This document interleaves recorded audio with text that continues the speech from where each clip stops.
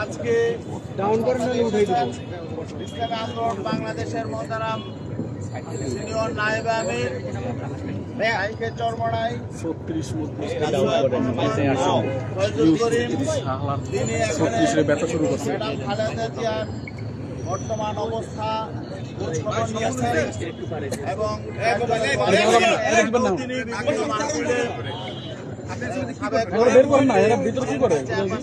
Madam Khaleda জিয়ার জন্য দোয়া করেছেন।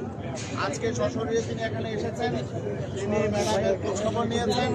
এখন তিনি আপনাদের সামনে তার অভিব্যক্তি ব্যক্ত করবেন, কথা বলবেন। এখন কথা বলবেন ইসলামী আন্দোলন বাংলাদেশের সিনিয়র নায়েবে আমির শাইখে চরমড়াই মুফতি সৈয়দ মোহাম্মদ দায়িত্ব পাচ্ছেন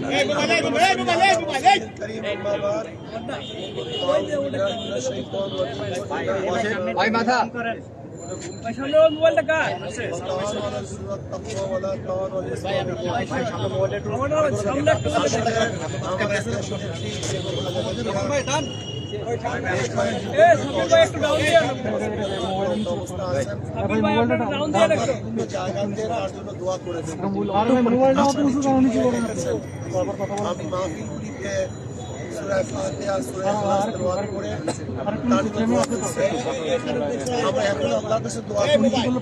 আল্লাহ যেন তাকে পরিপূর্ণ সুস্থ করে নেন এবং আগে যে খেদমত করেছেন আমাদের মাঝে আবারও যেন তিনি আবারও আকস্মিক ভাবে দেশের খেদমত আঞ্জাম দিতে পারেন এবং তার পরিবার পরিজনকে আল্লাহ রব্বুল আলামিন ধৈর্য ধারণ করার তৌফিক দান করেন।